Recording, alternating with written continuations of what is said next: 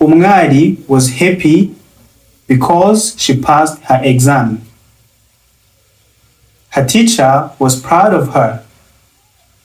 Umwari was excited to tell her parents. They were surprised and gave her a gift. It was a great day for her.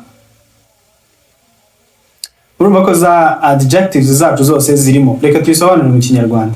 Umwari was happy. Umwari yari anezerewe.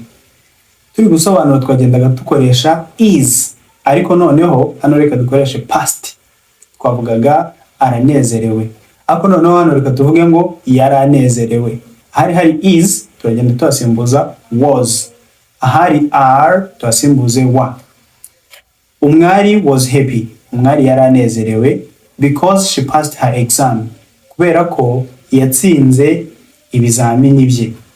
Her teacher was proud of her. Mwarimu we yaratewe ishema nawe. Umwari was excited to tell her parents. Umwari yari yishimiye cyane kubibwira ababyeyi be iyo nkuru nziza.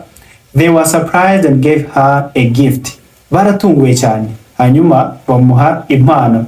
Kubera icyumba ko batunguwe, ushobora gusanga umwari ubusanzwe ataratsindaga neza.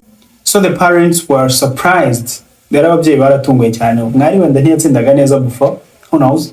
Hanyuma bamuha impano. It was a great day for her.